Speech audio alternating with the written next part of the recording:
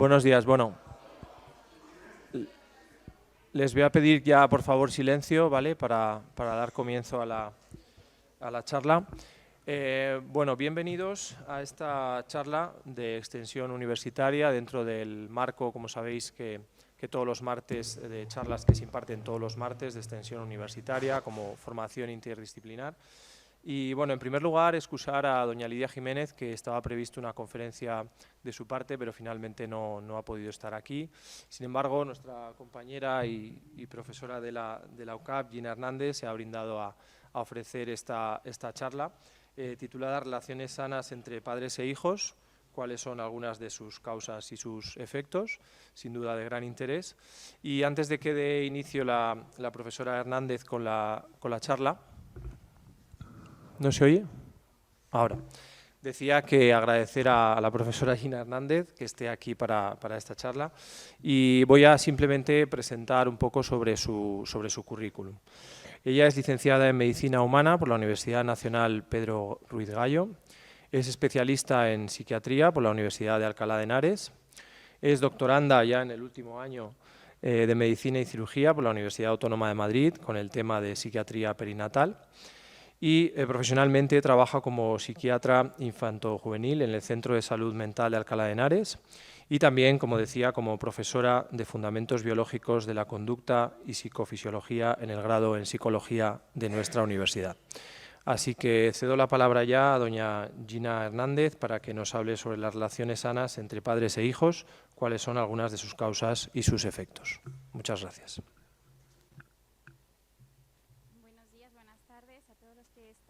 Escuchando esta ponencia y los que estáis conectados a través del online. ¿Se escucha? Ahora sí, ¿no? Decía buenos días, buenas tardes a todos los que estáis escuchando esta ponencia aquí en directo y en online. Agradecer la oportunidad de estar aquí por la invitación y presentar este tema que me parece que es muy importante y también muy bonito. Está titulado así, Relaciones sanas entre padres e hijos, ¿cuáles son algunas de sus causas y sus efectos? El índice que vamos a seguir, haremos una breve introducción sobre el tema, mencionaremos algunos antecedentes, hablaremos sobre el vínculo y el neurodesarrollo prenatal en el nacimiento y en la etapa postnatal, hablaremos sobre el apego, qué es el apego, y los trastornos del vínculo y trastornos mentales. El ritmo y la melodía del apego humano. Esta metáfora me gusta mucho. La escuché en una conferencia, no recuerdo exactamente quién la dijo, pero se imprimió en mi memoria y tiene mucho sentido. La mente de los niños se construye en base a la mente de sus padres. Es como cuando se afinan dos instrumentos de cuerda, como dos violines. Esto lo he ido desgranando a lo largo del estudio y la investigación del tema, que me gusta mucho y que tiene que ver con mi tesis doctoral, y prácticamente la conferencia va a estar basada en esto. Fijémonos en este dibujo, mi imagen dice más que 1000 palabras. ¿Qué vemos allí? Vemos dos piececitos, las manos de una madre que acoge esos piececitos y las manos de un padre que acoge las manos de la madre y los piececitos. El padre tiene un anillo en el dedo y esa imagen transmite mucho. Si yo tuviera que resumir el propósito de la salud mental perinatal, que es el campo en el que estoy más implicada últimamente en temas de investigación, lo resumiría en sostener a los padres para que los padres puedan sostener a sus hijos. Y es que para que un niño se desarrolle de forma sana y segura, necesita que su madre le transmita seguridad. Y para que una madre pueda transmitir seguridad a su bebé, ella necesita sentirse segura, necesita estar protegida. Y eso se consigue en un entorno estable y seguro que ella configura con la ayuda de otras personas. Generalmente la pareja de la madre, su esposo en el seno de una relación estable, o bueno, una pareja estable, o también si no está el esposo, la pareja, a veces es otra figura como la abuela materna o algún otro familiar cercano. ¿Qué es el vínculo? El vínculo se define como la relación que se establece entre el bebé y sus principales cuidadores. Este es importante para la supervivencia física, pero también es decisivo para su desarrollo psicológico y emocional afectivo, ya que proporciona confianza y seguridad en el niño. Gracias a la creación de este vínculo, el niño va a aprender a relacionarse en el futuro.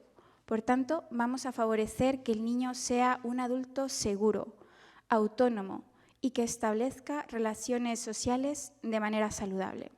El vínculo. Y cuando hablamos del vínculo, ¿no? El vínculo, cuando pensamos en un bebé no llega aquí por generación espontánea, viene en el cuerpo, a través del cuerpo de su madre, pero también con la participación del padre, lógicamente.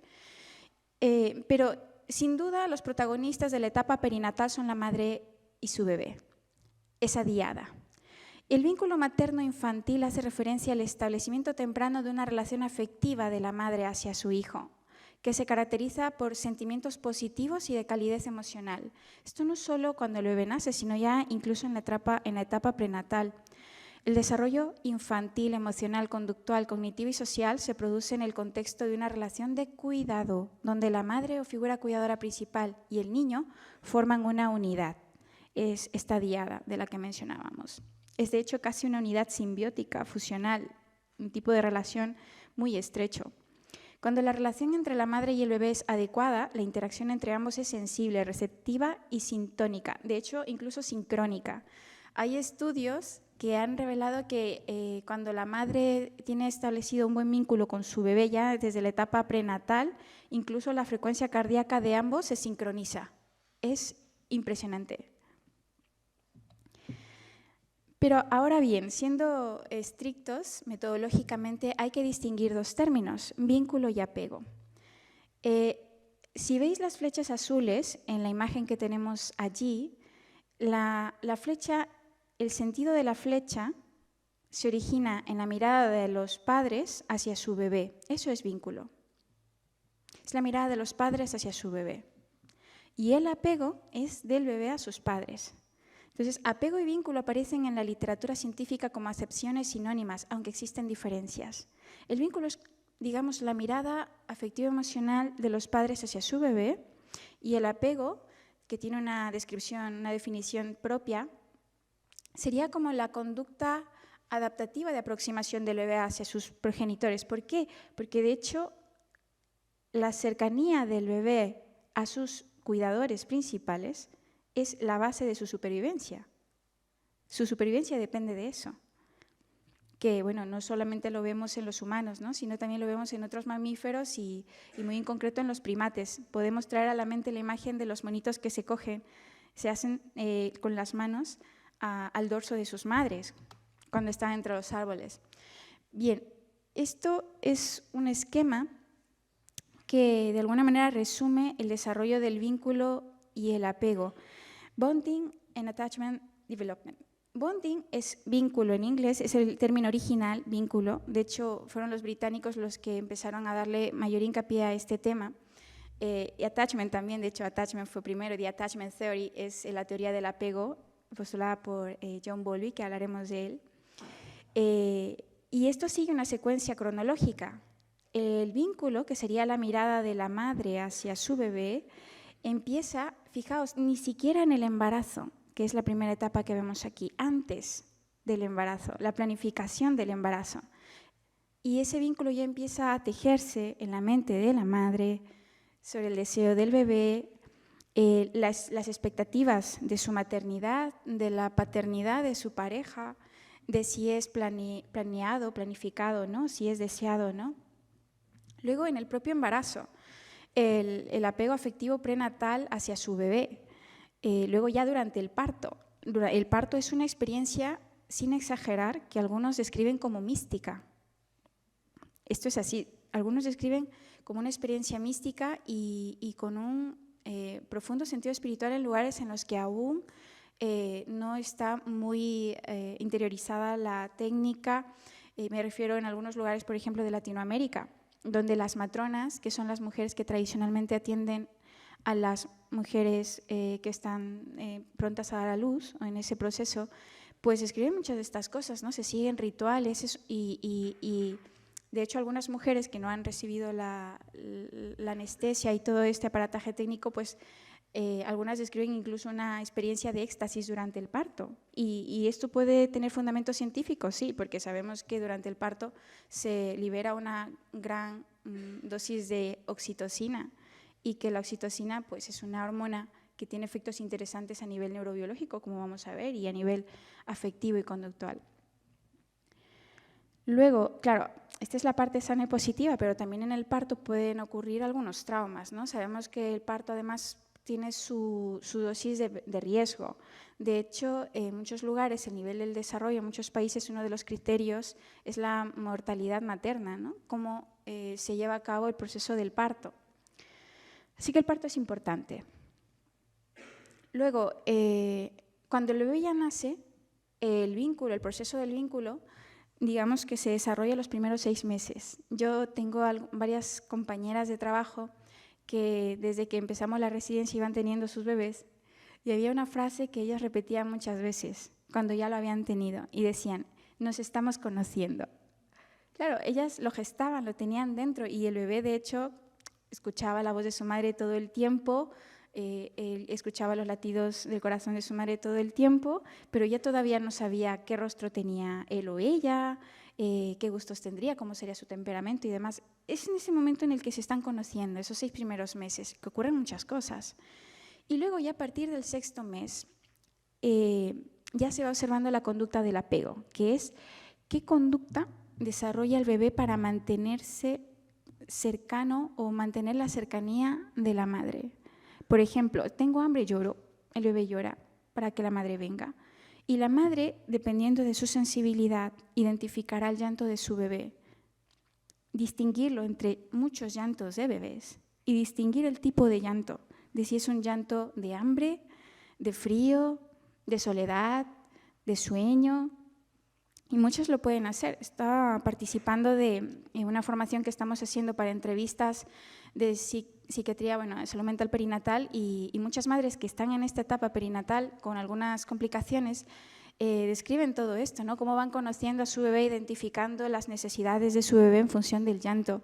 Y lo bonito es que no solo ellas, cuando el padre participa también de la etapa perinatal, tanto en el embarazo como después durante el cuidado postnatal, ellos también van identificando y leyendo el llanto y la conducta de su bebé, y así se van conociendo.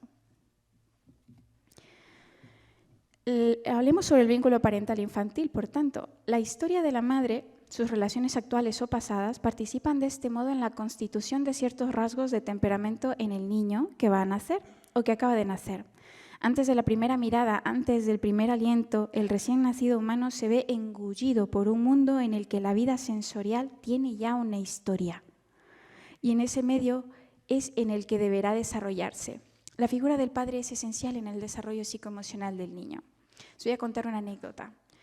Durante la etapa de reclutamiento de la primera fase del estudio de investigación, un estudio que estoy haciendo, estaba yo en la planta de puerperio de obstetricia, y es una planta que comparten los ginecobstetras con los pediatras neonatales, los neonatólogos. Y estaba yo también por ahí haciendo mis cosas de investigación. Y estaba el residente mayor, el R mayor con el R pequeño, y el R pequeño le decía: bueno, aquí estamos haciendo la historia de este bebé que tiene tal, ¿y qué ponemos en sus antecedentes? ¿Cómo que qué ponemos?, le dice el R mayor. La historia de su madre. Si la historia del bebé empieza por la historia de su madre. Ah, sí, es verdad. Y es que es así. Nuestra historia empieza a tejerse, empieza a narrarse, a escribirse desde antes incluso de que nuestra madre esté embarazada.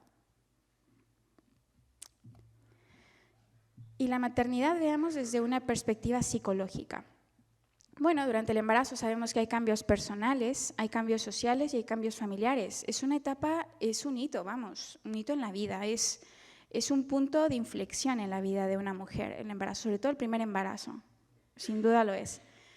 Una de las ginecobstetras que me acompañaba, con la que coincidía durante los trabajos, me contaba, siempre me preguntaba qué tal iba la investigación, y me decía: pues yo recuerdo que cuando tuve mi primer hijo y cuando nació, yo pensé que ahí se acababa mi vida, que ya nunca más volvería a trabajar y estudiar, porque toda mi preocupación y toda mi atención estaba centrada en ese bebé.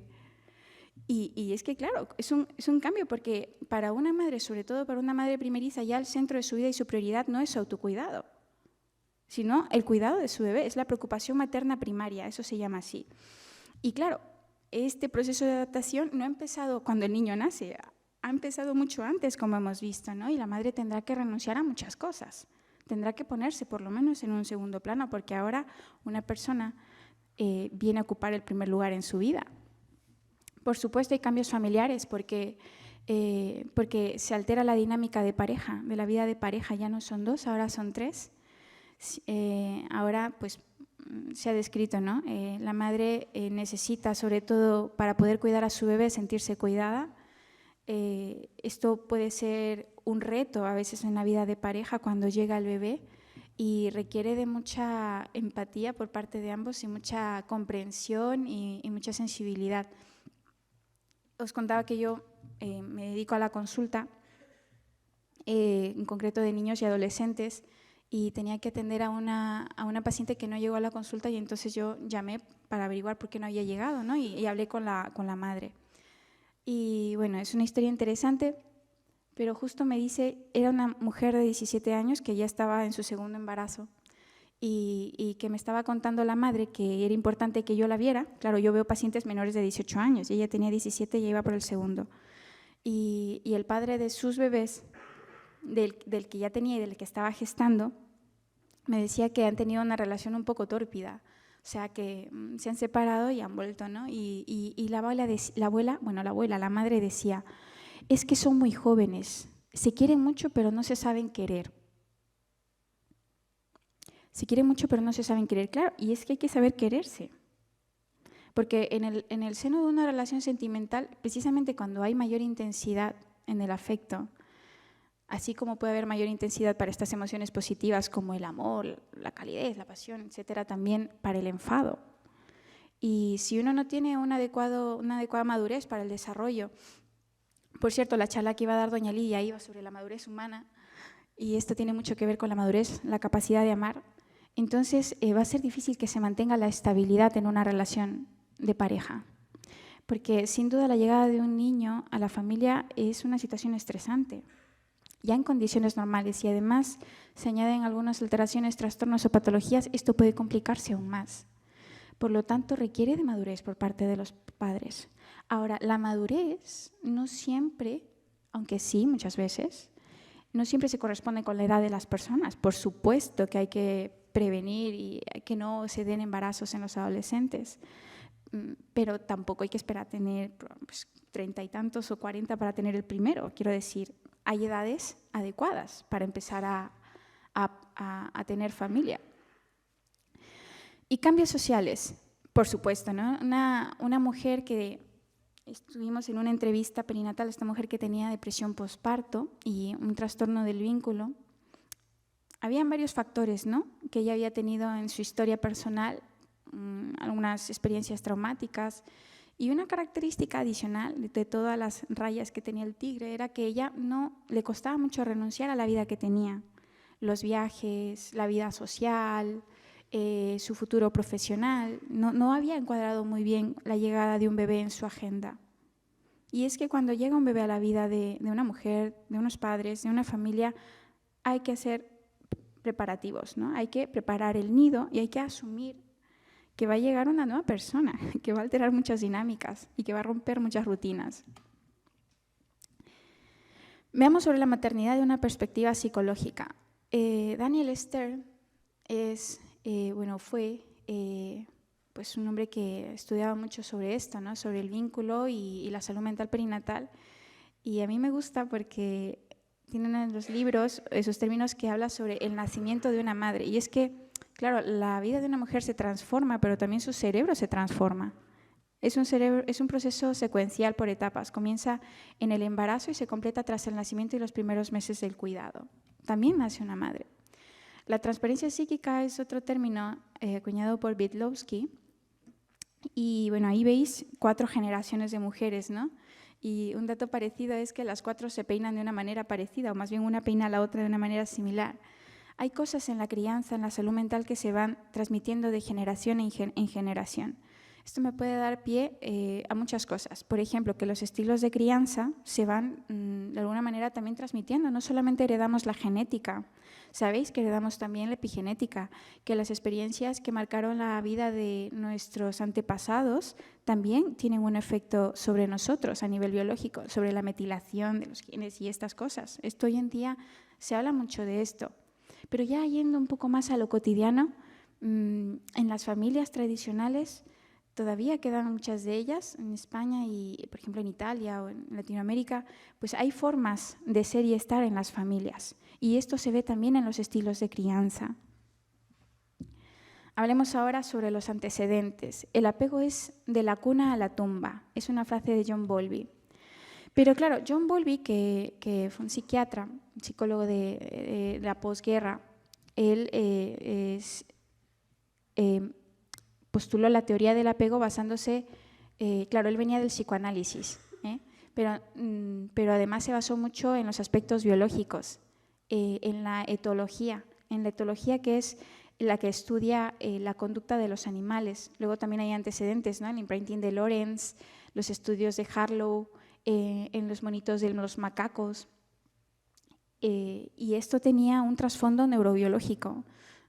¿Qué quiere decir? Que estamos biológicamente programados para que desde bebés mantengamos cercanos a nuestros cuidadores primarios. El experimento de Harlow a mí me parece interesante, bonito y curioso, también gracioso, porque esto fue desde 1958 y él publicó un artículo, La naturaleza del amor, y como veis en la imagen, hay dos, en la imagen de gris, de blanco y negro, hay un monito que está justo al lado de un muñeco de felpa, es una mamá de felpa, y al otro lado está como una madre de alambre. Este monito había sido separado de su madre al nacer, y entonces Harlow quería investigar, ¿no? Cómo es esto del amor, el apego, cómo es que los monitos, los mamíferos se apegan a su madre. Antes se creía que el niño, el cachorro estaba pegado a su madre porque su madre le daba alimento, pero otros decían, no, es que no es solo el alimento, hay algo más. Y entonces pusieron estas dos madres. Una es una madre de felpa que simplemente era suave y calientita, y la otra es una madre de alambre que tiene conectado un biberón. Pues Harlow lo que hizo fue soltar al monito determinadas horas al día y veía que el monito pasaba como mucho 2 horas al día en la madre de alambre mientras succionaba la leche para alimentarse, y el resto de las horas, más de 10 horas al día al lado de su madre de felpa, que no le daba alimento. Tampoco interactuaba con él, simplemente era suave y estaba calientita, nada más. Y bueno, hay algo más, no está aquí la imagen, pero os invito a que veáis esto en YouTube, es interesante, los que seáis curiosos. Un momento Harlow hace un monstruito de alambre muy feo, con dientes puntiagudos, y lo suelta y hace sonidos raros, y el monito se asusta. Y corre hacia su madre de felpa. Se acoge con un brazo, o miembro superior, se acoge al cuello de su madre de felpa y desde allí se tranquiliza y se enfrenta ante el monstruito de alambre. Es decir, le da seguridad y confianza para enfrentarse al peligro. No la madre del biberón, la de felpa, que no le da comida, sino que le da calor y seguridad. Claro, entonces John Bowlby, en base a todos estos antecedentes, plantea la teoría del apego, y es que él además fue encargado en la época de la posguerra de atender a los niños que habían quedado huérfanos después de la Segunda Guerra Mundial, ¿no? Los niños ingleses, pero también de otros sitios. Y bueno, expone su teoría de la necesidad maternal, habla del comportamiento de apego como una estrategia evolutiva de supervivencia a proteger al infante, y empezó a tener discípulos, y una de ellas fue Mary Ainsworth, que sugiere que existen 3 estilos de apego: el seguro, el inseguro evitativo y el inseguro ambivalente. Luego, aquí no está, pero hay otro cuarto tipo que se ha descrito más adelante, que es el apego, más que inseguro, es desorganizado, que tiene una relación con los trastornos mentales graves o la patología mental grave en los adolescentes y también en la vida adulta. Es decir, el apego desorganizado estaría relacionado con una mayor vulnerabilidad psíquica. Hablemos ahora sobre el vínculo y la resiliencia. Seguro que los que estáis escuchando aquí la conferencia y también desde vuestra casa habéis escuchado resiliencia. Ese término se oye mucho hoy en día en diferentes ámbitos, también en la educación. Bueno, pues os presento a Boris Cyrulnik, que es el responsable de que esto se haya extendido tanto. Él es un psiquiatra muy interesante, vive aún, de la Universidad de Toulon, me parece, en Francia. Y bueno, nos ha dejado y nos está dejando un legado muy interesante. Dejadme ver mis apuntes. Sí, es de la Universidad de Toulon. Y Y bueno, él dice muchas cosas interesantes. De hecho, gran parte de esta ponencia recoge información de sus escritos y de sus conferencias. Y dice, la expresión hacer que nazca describe los procesos biológicos de la sexualidad, del embarazo y del alumbramiento. Traerlo al mundo implica que los adultos disponen alrededor del niño los circuitos sensoriales y de sentido que le servirán como guías de desarrollo y le permitirán tejer su resiliencia. ¿Qué es esta resiliencia? ¿Qué entendemos por resiliencia? En palabras sencillas, podríamos decir que es esta capacidad que tenemos las personas para superar los eventos adversos en la vida. Y bueno, él tiene un libro muy interesante, se llama Los patitos feos, recomendado, y él habla sobre el vínculo en la etapa prenatal. El desarrollo intrauterino de los canales de comunicación sensoriales ha sido bien establecido en la actualidad. El tacto constituye el canal primordial a partir de la 7ª semana. Imaginaos, ya hay comunicación no verbal entre la madre y su bebé, y es el tacto. A partir de la semana 11, el gusto y el olfato funcionan como un único sentido, cuando el bebé deglute un líquido amniótico perfumado por lo que come o respira la madre. No es casualidad que algunos niños, cuando van creciendo, prefieran alimentos que la madre ha preferido durante el embarazo, porque les resultan familiares. Preguntad a vuestras madres, mamá, cuando me estabas gestando, ¿qué antojos tuviste? Y probablemente os sorprenderéis. Sin embargo, a partir de la semana 24, el sonido provoca una vibración del cuerpo de la madre y viene a acariciar la cabeza del bebé, el sonido. El niño reacciona a menudo con un sobresalto, una aceleración del ritmo cardíaco o un cambio de postura. Ya hay comunicación desde etapas muy tempranas. En las ecografías, al pedirle a la madre que recite una poesía o que cante una canción, se observan respuestas en el feto como aceleración del ritmo cardíaco, flexión-extensión del tronco, movimientos de los miembros inferiores y de los miembros superiores, movimientos de succión y movimientos de cabeza. Las respuestas intrauterinas representan ya una adaptación para la vida extrauterina. Ya se está tejiendo ese vínculo entre la madre y su bebé. Al final del embarazo se manifiestan incluso movimientos defensivos que prueban que el niño ya sabe tratar ciertos problemas de orden perceptivo. Por ejemplo, retira la mano al notar el contacto con la aguja de la amniocentesis. O por el contrario, viene a pegarse contra la pared uterina cuando el especialista en áptica aprieta suavemente el vientre de la madre, o sea, cuando la está explorando, por ejemplo. Mucho antes de que se produzca el nacimiento, el bebé deja de estar dentro de la madre y pasa a estar con ella. Comienza a establecer algunas interacciones. Responde a sus demandas de comportamiento, a sus sobresaltos, a sus gritos o a su sosiego, mediante cambios de postura o aceleraciones del ritmo cardíaco.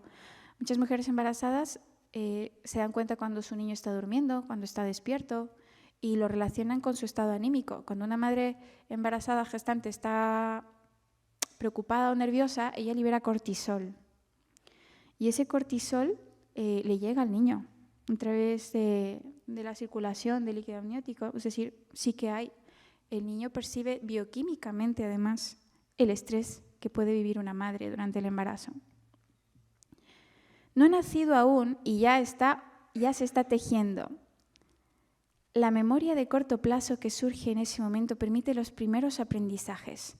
Se trata de una memoria sensorial, una especie de sabiduría del cuerpo que conserva las informaciones llegadas desde el exterior y da forma a nuestros modos de reaccionar. El estado mental de la madre, sosegada, estresada o agobiada, puede modificar las adquisiciones de comportamiento que efectúa el bebé que alberga. Sí, el estado anímico emocional de una madre, cada vez hay más evidencia científica de esto, ¿no? Puede predisponer a un niño a que tenga, por ejemplo, TDAH o que tenga, pues, otro tipo de dificultades, ya desde la etapa prenatal. Niels Bergman es otro médico que me gusta mucho. Él es el responsable de que se haya extendido a la práctica del piel con piel a nivel mundial, digámoslo así. Y él dice esto: el hábitat del recién nacido es el cuerpo de su madre. Este es un médico europeo, que estuvo en África y en una zona trabajando con mujeres que habían dado a luz y tenían bebés, ¿no? Algunos de ellos pues prematuros, y ahí no se podía implantar todo un sistema de neonatología con incubadoras y demás. Y entonces lo que veía era que estas mujeres, cuando tenían a sus bebés, claro, el bebé innatamente busca el pecho de su madre. De hecho, esto tiene un nombre, la raptación del bebé.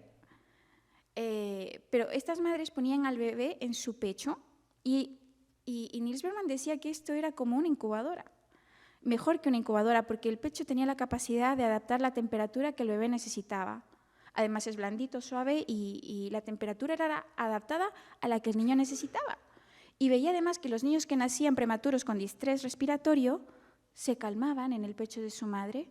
De pronto la frecuencia cardíaca, frecuencia respiratoria, todo normalizaba, claro, porque escuchaba los latidos de su madre, el olor de su madre, la voz de su madre, de ahí recibe el alimento, el calor, y eran bebés prematuros. Esto, por supuesto, pasa en un bebé normal, nacido a término, pero en un prematuro se vio que tenía ventajas.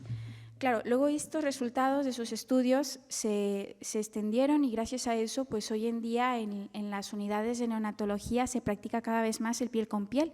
Y no solamente en niños prematuros, sino que esto se ha visto que tiene efectos positivos en diferentes tipos de terapias con bebés.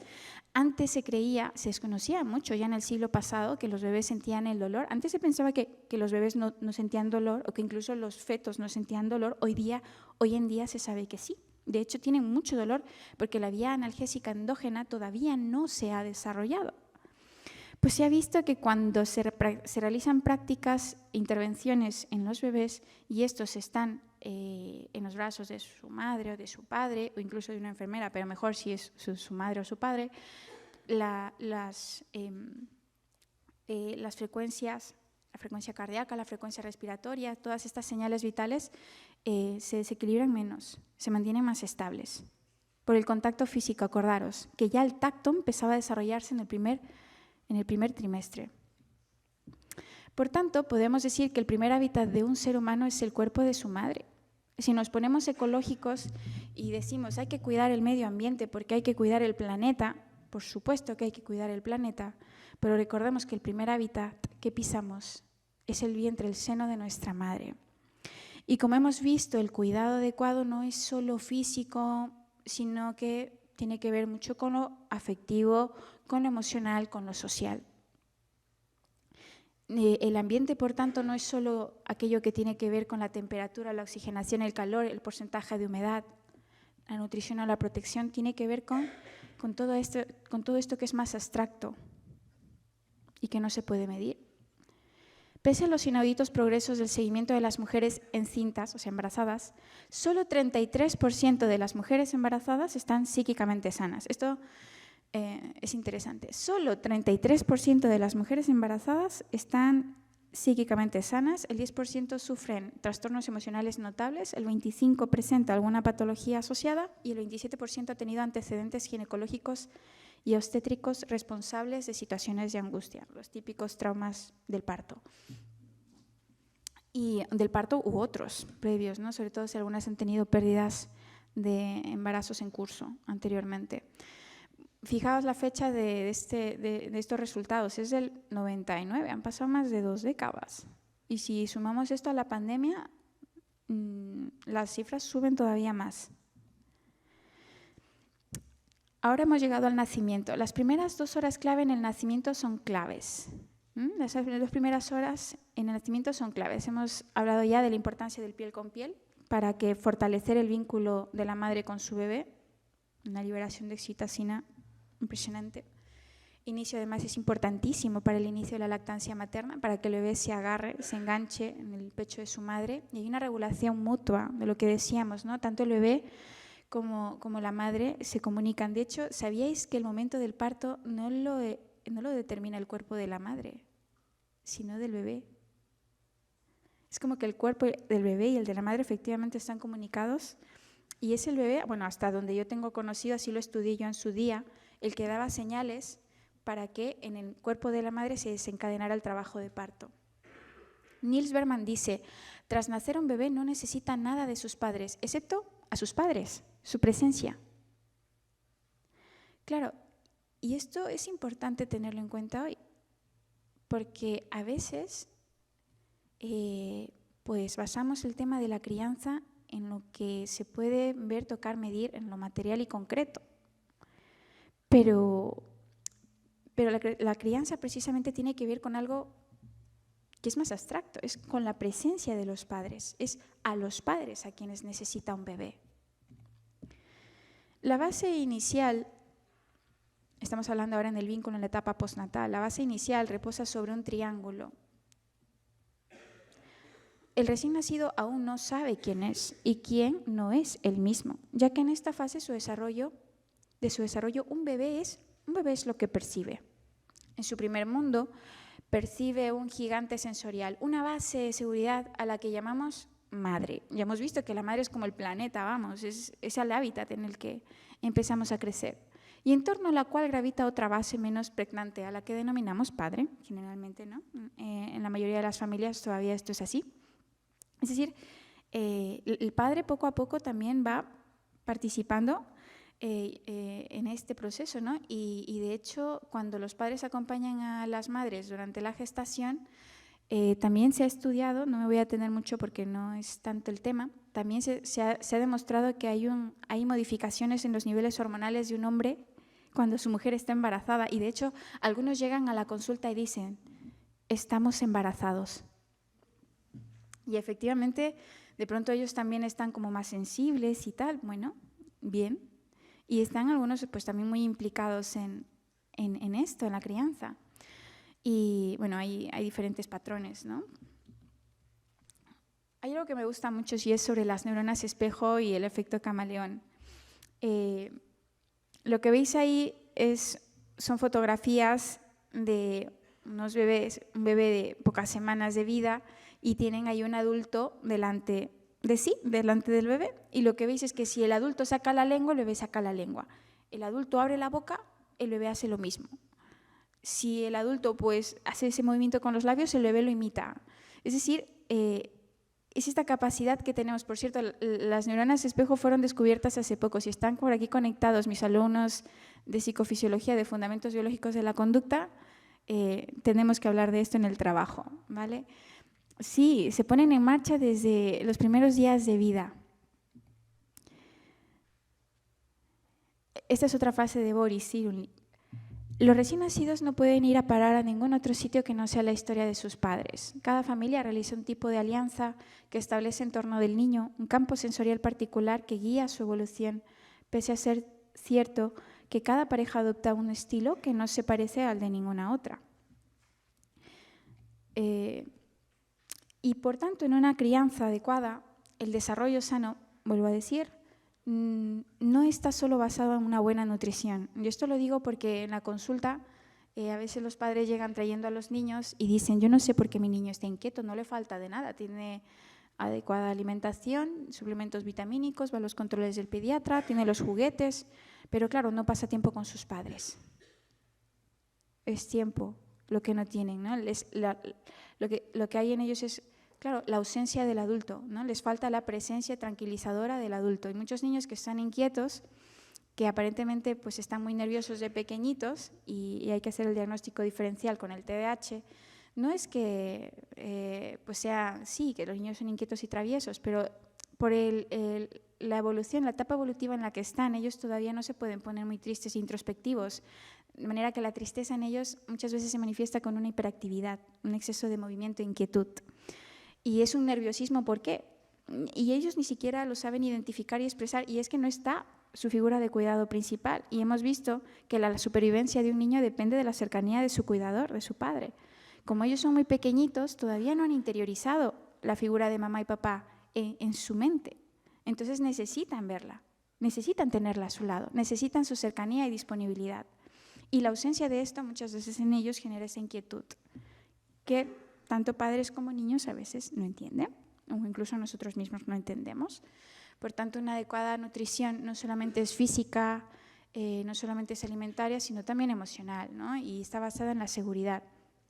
Pero ojo aquí, la seguridad de un niño proviene de la seguridad que le transmite su madre y su padre. Y hay dos grandes factores adversos en la construcción de la seguridad de un niño, que es la violencia en la pareja, la violencia doméstica y la precariedad social. Un niño pequeño percibe más el lenguaje no verbal, el lenguaje corporal, el lenguaje sensorial que el lenguaje verbal. Por eso, aunque los padres a veces digan a los niños, hijo mío, no pasa nada, todo está bien, pero los niños ven discutir a sus padres, ven un ambiente de hostilidad, de tensión. Eso se siente en el cuerpo. De hecho, nosotros cuando entramos en una sala sin intercambiar diálogo, palabra con nadie, podemos percibir el ambiente, si hay tensión o no, si hay buen ambiente o no. Pues eso los niños más todavía, son mucho más sensibles a lo no verbal. Y de hecho, cuando los padres discuten o hay un ambiente hostil y dicen, no, hijo mío, no pasa nada, todo está bien, eso genera un doble vínculo, es muy enloquecedor porque dice, pero si yo estoy sintiendo, viendo una cosa y tú me dices otra, ¿cuál es la verdad? ¿Cuál es la realidad? ¿A quién creo o hago caso? ¿A lo que yo percibo o a lo que me estás diciendo? Eso puede generar también confusión en un niño. Y tiene que ver con esto que os he dicho, el apego inseguro o seguro. Boris Cyrulnik dice que el apego es el vínculo que se va tejiendo en el día a día, en lo cotidiano, en la forma de hablar, de reír, de tomar el desayuno, también en la forma de enfadarse. Es decir, un niño se va relacionando con sus padres en el día a día. Voy avanzando para dar espacio al diálogo. Luego están las familias cooperadoras. Las familias cooperadoras se caracterizan porque, bueno, los tres miembros del triángulo permanecen en contacto unos con otros y coordinan sus mímicas, sus palabras y sus actos. Aquí hay sintonía. Sintonía. Es preciso adaptarse al nivel del desarrollo del niño para tirar de él hacia arriba, para educarlo.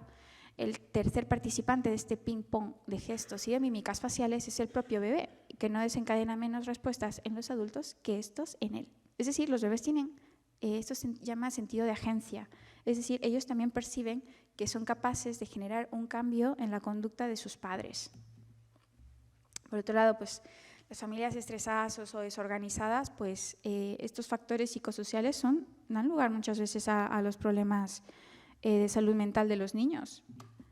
Bueno, la oxitocina, no me voy a detener en ella, solamente diré que es un neuropéptido, que lo vamos a encontrar en la neurohipófisis y tiene una respuesta ante la lactancia materna, nacimiento y el estrés ambiental, y que hoy en día ha sido denominada la hormona del amor porque se encuentra sobre todo en las relaciones estables entre padres e hijos, pero también en las relaciones de parejas sentimentales o filiales o de amigos. Los niveles plasmáticos de oxitocina se incrementan en el tiempo. Bueno, algún dato interesante sobre la figura del padre. Los niveles altos de oxitocina en padres se asociaron a un incremento en la conducta estimulatoria de jugar, incluyendo el tacto y el juego con objetos. El cerebro de los padres también se transforma en la parentalidad. Los padres de pronto renacen, reviven ellos, seguro que alguno podrá comentarlo, despiertan ellos este sentido de jugar y explorar. Los niños empiezan más esta conducta exploratoria en el juego con sus padres muchas veces. Sobre el apego, unas pinceladas. Ya hemos dicho, el apego podemos también describirlo como dos cosas: una base segura desde la cual salir a explorar el mundo y un refugio al que volver cuando las cosas no van bien. Cuando un niño tiene 3 años y es tiempo de ir a la escuela infantil, claro, al principio da un poco de miedo separarse de mamá, pero si ha habido una seguridad en la casa y la madre le anima, el niño irá al colegio, pero con la idea de que volverá a casa y le contará a mamá cómo ha sido su día, si le ha ido bien o si le ha ido mal. Y el colegio, si él ha vivido en casa un ambiente de seguridad, será como una aventura, y cuando vuelva a casa se lo contará contento. Celebrará sus triunfos, sus conquistas, y también pedirá ayuda o se refugiará en sus padres para contar sus penas. Eso es la base de un apego seguro. ¿Y en qué se resume? Pues en sensibilidad, que el adulto sea capaz de leer las necesidades de sus hijos, y disponibilidad, que es que esté cercano, disponible. Bien. Otras pinceladas sobre el trastorno del vínculo y los trastornos mentales es que cuando las cosas no van bien, puede haber, se han propuesto 4 tipos de trastornos del vínculo: un retraso, ambivalencia, falta de pérdida de respuesta materna, ansiedad hacia el cuidado del bebé, la rabia hacia el bebé. Bueno, son alteraciones que se dan en los primeros meses, ¿no? Cuando una madre está gestando, eso se puede tratar en la salud mental. cuando no hay un adecuado vínculo en los primeros 6 meses, porque la madre puede estar atravesando situaciones adversas en ella misma o psicosociales en su entorno, pues puede haber consecuencias, y el apego desorganizado es el que menos nos gusta, porque hemos visto que está relacionado con patología mental más grave, mayor distorsión de la imagen de sí mismo y baja autoestima, mayor tasa de problemas de conducta, trastornos de angustia y depresión, problemas de atención y concentración, mayor alteración en el sistema nervioso y, en resumen, una mayor vulnerabilidad psíquica. Por tanto, la clave está en prevenir, sin duda. Esto siempre ha sido así. Y prevenir tiene que ver con educar, tiene que ver con cuidar. Y a mí me gusta esta imagen porque los primeros años de nuestra historia van a formar los cimientos de nuestra vida afectiva. Nuestra historia prenatal, perinatal, nuestro primer año de vida va de alguna manera a condicionar la forma en cómo nos relacionamos con los demás. Y esto significa que hay que cuidar de las madres, pero también de las familias, porque una madre necesita también recibir seguridad de su entorno, idealmente en una relación estable, en el seno de una familia estable, en la que existe un compromiso. De hecho, claro, los estudios sobre la teoría del apego pues, han demostrado que las familias estables, las parejas monogámicas, ¿no? la monogamia, pues es un factor protector para los niños, para la descendencia, ¿no? Porque ya sabemos que la crianza de un humano pues, es larga en el tiempo y eso requiere de fidelidad y compromiso por parte de los progenitores. Pero eso no es algo que se improvisa, es algo que se conquista, es algo que se entrena, ¿no? La madurez humana de la que nos iba a hablar doña Lidia es algo que se va desarrollando a lo largo del tiempo. Por lo tanto, no hay que quemar etapas, hay que aprender a amar, hay que aprender a conquistar la voluntad, porque el amor no es atracción solo. El amor de pareja, hemos visto, es la base, de hecho, sobre la cual va a venir luego el amor a los hijos. Y esto requiere mucho dominio de sí, mucha voluntad, mucha paciencia, y esto se va consiguiendo con el tiempo, con la educación. Y bueno, pues yo creo que desde la UCAP la formación que se intenta impartir va orientada a esto, ¿no?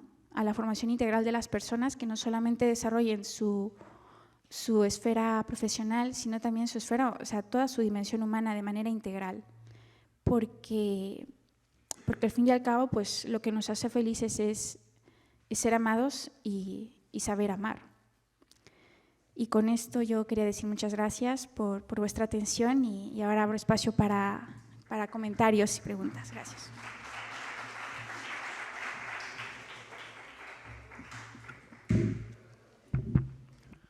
Bueno, pues muchas gracias, Gina. Vamos a abrir ahora un turno de preguntas. Creo que está por ahí el micrófono, así que si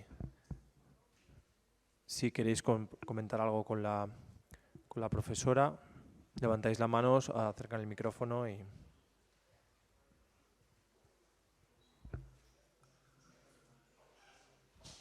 Muchas gracias, Gina. Ha sido súper interesante. Una pregunta práctica. Cuando las madres, por motivos diversos, no pueden tener un parto natural y el niño tiene que venir por cesárea, en algunos casos, como no puede estar la piel con la madre porque están cerrando el útero y demás, lo hacen con el padre. Que es verdad que además se ve lo del reflejo, eso, ¿no? Que van hacia el pecho del padre, intentan succionar y no encuentran nada, que imagino que es un chasco. Entonces el tema es, esta relación, o sea, el padre-madre, o sea, el vínculo, ¿no? Con ambos, ¿se puede alterar de alguna forma si el niño, en lugar de estar con la madre, que es la primera persona con la cual se ha relacionado, no resulta ser la que de alguna forma, pues eso, ¿no? Es la que le acoge en ese primer momento de ese hábitat, ¿no? Que tiene que ser la acogida de los padres? No sé si se entiende la pregunta, ¿no, Gina? Sí, veo, a ver si te he entendido. el papel que tiene el piel con piel en los partos por cesárea y qué efectos puede tener en la relación de la madre con su bebé y la implicancia del padre, ¿no? Sí, eso es, porque ahora creo que se lo ponen a los padres, que está muy bien. Sí, sí, sí. Bueno, pues precisamente en el estudio en el que estamos haciendo en una muestra de más de 1.500 familias, que ha sido además pospandemia, lo que estamos encontrando es que curiosamente, el piel con piel es un factor protector de depresión posparto tanto para madres como para padres. Y que en los padres que han realizado ese piel con piel tienen una vinculación todavía más fuerte con los niños, con sus bebés. ¿Y esto en qué se traduce conductualmente? Pues que se despiertan más veces por la noche para cogerle en brazos, darle de comer. Incluso a veces cuando la madre no puede dar el pecho directamente siempre, se extrae la leche y es el padre el que le da. Y el padre también le cambia el pañal y estas cosas, ¿no? Sin duda, ese piel con piel, ya vemos que el tacto es muy poderoso para fortalecer los vínculos. ¿Y qué ocurre con esa madre que no ha tenido un piel con piel en esas primeras horas? Sí, al parecer, estadísticamente, hemos encontrado una cierta vulnerabilidad en la depresión postparto si no se trata a tiempo, pero estos resultados los hemos encontrado pues, meses después del parto. Hoy en día lo que se hace es, para esto, si hay una alteración del vínculo, esto se puede tratar. Es decir, hoy en día, por ejemplo, por lo menos aquí en España, ¿no? Las matronas, las enfermeras, yo he visto que trabajan muy bien y se acercan, ¿no? Acercan al bebé con la madre, sobre todo les transmiten seguridad, porque una madre está muy preocupada por ser buena madre y por cuidar de su bebé y cuando ve que pues no ha podido dar a luz naturalmente o que el bebé no se ha enganchado rápidamente a su pecho, ella también se siente mal, se pone nerviosa. Entonces necesita que alguien la consuele a ella, necesita que alguien la sostenga, la anime. Y cuando ella puede recobrar la seguridad y la calma, entonces favorece a que el niño también se acerque más a ella. Por tanto, ¿se puede reparar? Por supuesto. Se ha habido en las primeras etapas, por esto es la importancia de lo perinatal, ¿no? De identificarlo a tiempo para tratarlo y repararlo a tiempo. Esto sí se puede reparar y trabajar, vamos, yo lo he visto y vamos, es muy bonito.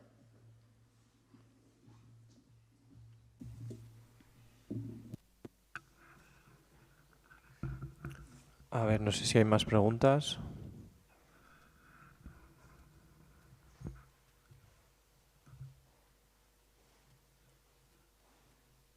¿No? Bueno, pues si no hay más preguntas, pues lo vamos a dejar aquí. Agradeceros a todos que hayáis venido y sobre todo a nuestra ponente, Gina, por la excelente ponencia y muchas gracias a todos. Buenas tardes. Perdón. Una última cuestión, que podéis, por favor, con el código QR que tenéis, para si podéis contestar a la encuesta, por favor. ¿Vale? Venga, gracias y buen día.